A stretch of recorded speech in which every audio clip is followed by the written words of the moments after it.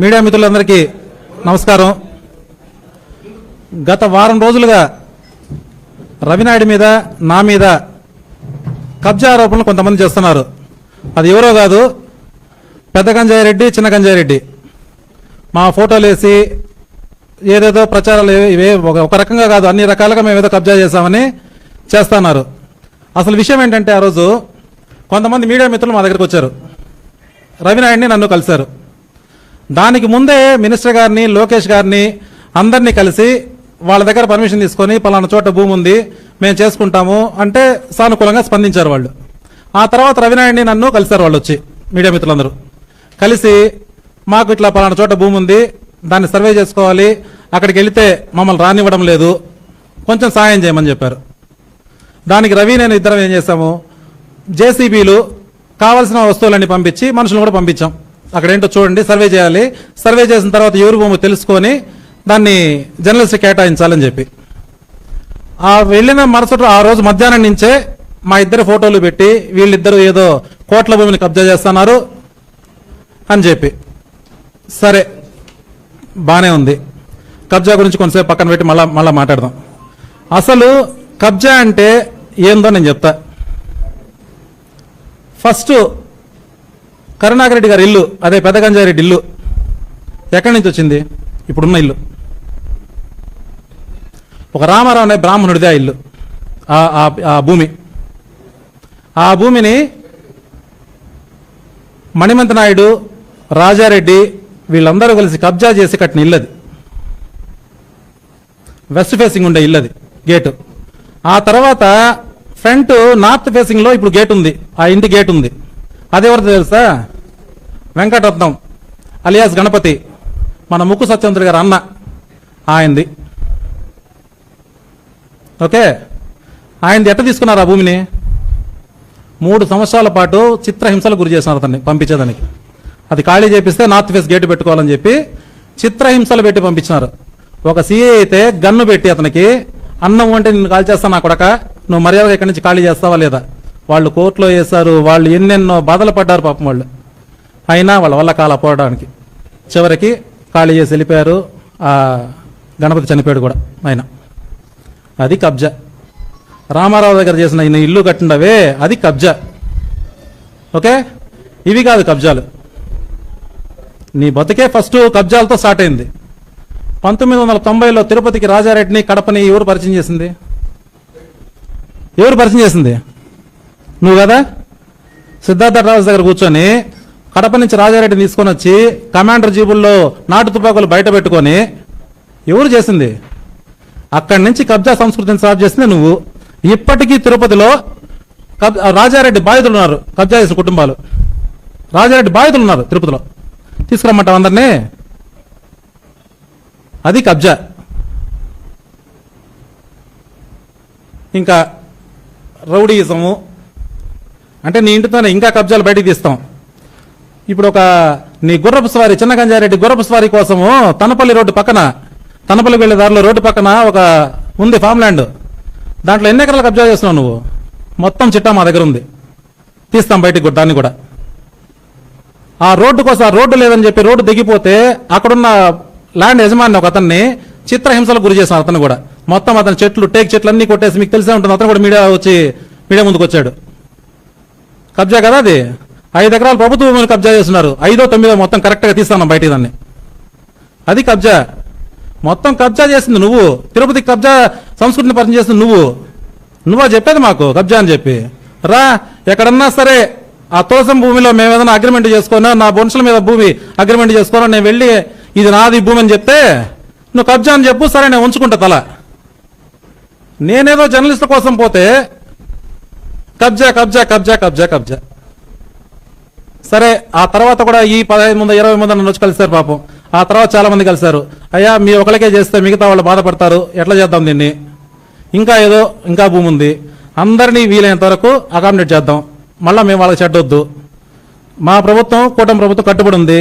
Sir చెప్పారు ప్రతి ఒక్కరికి అక్కడ ఇంటి స్థలం కావాలి, అక్కడ కాకపోతే ఇంకో చోట ఎక్కడైనా సరే మా కూటమి ప్రభుత్వం కట్టుబడి ఉంది మీకు. ప్రతి ఒక్కరికి ఇంటి జాగా ఈ 3 సంవత్సరాల్లోనే వచ్చే బాధ్యత మేము తీసుకుంటాం. ఎవరు బాధపడాల్సిన పనిలే. ఫస్ట్ ఒక 15 మంది వచ్చారన్నారు, నిన్న ఒక 20 మంది వచ్చారు. అయ్యా మీరు ఎక్కడుందో భూమి దాన్ని చూసుకోండి, దాన్ని చేయించే బాధ్యత మాది. ఎవ్వరు బాధపడద్దండి. మొత్తం ఇంక్లూడ్ సాక్షితో సహా, సాక్షిని పక్కన పెట్టాం, సాక్షితో సహా అందరికీ ఇంటి జాగాలు తీర్చే బాధ్యత మాది. ఏ రోజన్నా ఒకళ్ళకి ఏమన్నా మంచి చేసావా నువ్వు? చేయకపోగా ఊరికి అబాండాలు. సరే, రౌడీలు రౌడీలు రౌడీలు రౌడీలు. ఎవరు రౌడీలు? రౌడీ రాజ్యం స్టార్ట్ చేసింది ఎవరు? వెంకటరమణ, మీకు గుర్తున్నారు కదా, మాజీ ఎమ్మెల్యే గారు. ఆయన్ని ఒక టైంలో మహిళా యూనివర్సిటీ నుంచి బొలెరో వెహికల్లో ఎక్కించుకొని కొట్టుకుంటా తీసుకొచ్చి కడప రోడ్లో వదిలిపెడతారు. తెలుసా మీకు? మీ అందరికీ కొంతమంది పాత వాళ్ళు తెలుసుంటుంది, కొత్త వాళ్ళు తెలుసుండదు. ఇక్కడ ఉండే పాత వాళ్ళు చాలా మంది తెలుసు. ఎట్లాంటి జీవి ఆయన? దేనికి కొట్టారు ఆయన్ని? ఒక సామాజిక మంచి తిరుపతిలో ఒక మంచి సామాజిక వర్గానికి చెందిన వ్యక్తిని తీసుకొని పోయి నువ్వు అట్లా కొట్టి అక్కడ వదిలిపెట్టి ఎవరు రౌడీజం? దానికి సపోర్ట్ చేసింది ఎవరు? చెప్పండి. పెద్ద గంజారెడ్డి చిన్న గంజారెడ్డి ఇద్దరిని చెప్పండి. అప్పటికి చిన్న గంజారెడ్డికి పెద్దగా తెలిసి ఉండదు. తర్వాత 2014లో పోలింగ్ డే రోజు, చాలా మంది తెలుస్తుంది, పోలింగ్ డే రోజు నువ్వు నీ ఓడిపోతానన్న అక్కసుతో ఎట్లా చూపించుకోవాలి అర్థం కాక జీవకోణంలో గురుకుల స్కూల్లో ఆయన మీద చేయి చేసుకుంటావు నువ్వు. ఒక ఎమ్మెల్యే క్యాండిడేట్ ఆ రోజు చేయి చేసుకున్నావు. ఎవరు రౌడీజము?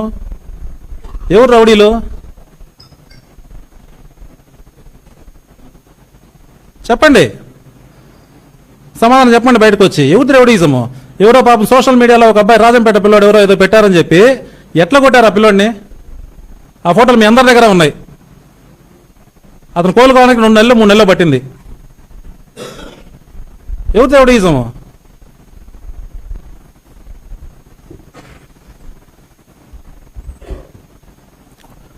ఇంకొకటి, తిరుపతి కార్పొరేషన్ ఎలక్షన్స్ ఎట్లా జరిగాయి? ఎవరు రౌడీజం చేశారు? సుగుణమ్మ గారు ఎక్కువ. సరే, అన్ని కార్పొరేటర్లు పక్కన పెడదాం. మున్సిపల్ ఆఫీస్ దగ్గర సుగుణమ్మ గారు ఒక మాజీ ఎమ్మెల్యే, ఆమెను ఎట్లా ఇబ్బంది పెట్టారు? ఫోన్ ఎక్కడ?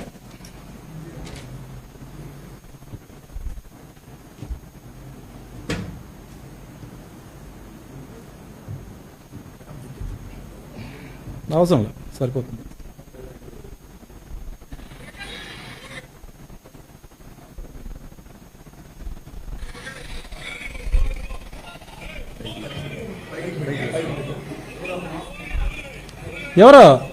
ఎవరు చెప్పండి, మీరే చెప్పండి. వైసీపీ గుండాలి కదా ఆ రోజు. ఏంది ఒక ఆడ మనిషి, పెద్ద ఆవిడ, మాజీ ఎమ్మెల్యే, ఏంది? ఓకే, ఇంకా ఏ ఎలక్షన్ సక్రమంగా చేసావు నువ్వు శుద్ధ పూస కదా. ఏ ఎలక్షన్ సరిగ్గా చేసావు? కార్పొరేషన్ ఎలక్షన్తో స్టార్ట్ చేస్తే ఏ ఎలక్షన్ సక్రమంగా చేసావు? తిరుపతి ప్రజల చేత ఒక ఓటు వేయించినావా? ఒక ఎమ్మెల్యే, లాస్ట్ ఎమ్మెల్యే ఎలక్షన్ తప్ప.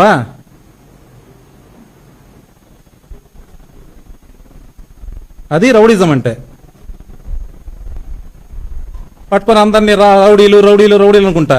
నువ్వు రౌడీ, పెద్ద రౌడీ నువ్వు తిరుపతికి, చిన్న రౌడీ నీ కొడుకు. ఎలక్షన్లో, కార్పొరేషన్ ఎలక్షన్లో గెలిచేదానికి ఏం చేశాడు? 4వ వార్డులో ఒక్కని చేత నామినేషన్ ఇప్పించినాడా? నువ్వు దమ్ముంటే మగోడైతే రా, ప్రజాక్షేత్రంలో తేల్చుకోవచ్చు. అది కాకుండా ఒక 100 మందిని క్యూలో నిలబెట్టి వచ్చిన వాళ్ళందరినీ కొట్టి తరిమి ఒక సీఎం పెట్టుకొని అక్కడ నేను ప్రజల్లో నుంచి వచ్చేసాను అనుకొని దొడ్డిదారిన డిప్యూటీ మేయర్ అయిపోయి నాకు ఇంకేం లేదు, నా రోడ్లు వేసిన, అదే వేసిన, ఇదే వేసాను అని చెప్పి వచ్చి ఎమ్మెల్యేగా నిలబడితే ఏం చేస్తున్నారు జనం? మెట్టుతో కొట్టారు 62,000తో. దెబ్బకి దిమ్మదిరికి మైండ్ బ్లాక్ అయిపోయింది. ఏం చేయాలో అర్థం కాక ఏ చిన్న తిరుపతిలో ఇప్పుడు ఏ చిన్న గొడవ జరిగినా, చివరికి వీధిలో కొళాయిల దగ్గర ఏదైనా గొడవ జరిగినా దానికి రవినాయుడు, కూటమి ప్రభుత్వం, జేబీ అని చెప్పే స్థాయికి వచ్చేసినారు. రేపు మొగుడు పెళ్ళం కొట్టుకున్నా అంతే, అన్నదమ్ములు కొట్టుకున్నా ఇంకో పక్క పోయి దీనికి ఇంకో పక్క జేబీ, రవినాయుడు, కూటమి ప్రభుత్వం, పులివర్ ముల్లన్న అందరూ ఉన్నారంటారు. అంత నీచమైన స్థాయి దిగజారిపోయినాడు. ఆ పిల్లోడికి మానసిక పరిస్థితి బాలేదు. మీకు ముఖ్యంగా తెలియాల, మానసిక పరిస్థితి అస్సలు బాల. 62,000 ఒకటి, మొన్న గంజాయిలో దొరికిపోయింది ఒకటి. ఏం అర్థం కాక ఏ విధంగా నిందలేయాలో ఇంకా రేపటి నుంచి ఇంకా స్టార్ట్ చేస్తారు. ప్రతి దానికి చీమ చుట్టుకుమన్నా దానికి మేమే కారణం. తిరుపతిలో ఇంకా ఎందుకులేండి, ప్రతి దానికి మేమే కారణం అవుతాం, కూటమి ప్రభుత్వం కారణం అవుతుంది. చూడండి, చివరగా నా పదవి గురించి మాట్లాడుతున్నాడు. నీకు పదవి లేదు, నీకు పదవి రాలేదు, పదవి ఉంటేనే అంటే పదవి లేకపోతేనే ఎట్లున్నావు, పదవి వస్తే ఎట్లుంటావు, ఇంకేం చేస్తావని చెప్పి. నాకు తిరుపతి ప్రయోజనం కోసం, రాష్ట్ర ప్రయోజనాల కోసం నాకు పదవులు అవసరం లే. నేను టీడీపీ కార్యకర్తగా మీ రాక్షసుల కోసం, మీ పార్టీ కాలకేయుల కోసం, మీ కాలకేయులు మళ్ళీ రాకూడదనే దానికోసం నేను కార్యకర్తగా అయినా పనిచేస్తా. నాకు పదవులతో పని లేదు. మిమ్మల్ని మాత్రం తిరుపతిలో, రాష్ట్రంలో మళ్ళా గెలవనిము, ఇంకొకసారి ఖచ్చితంగా గెలవనిము. నీ కళ ఇంకా ఎమ్మెల్యే అవ్వాలనేది గుర్తుపెట్టుకో. చిన్న గంజారెడ్డికి చెప్తున్నాను. Thank you.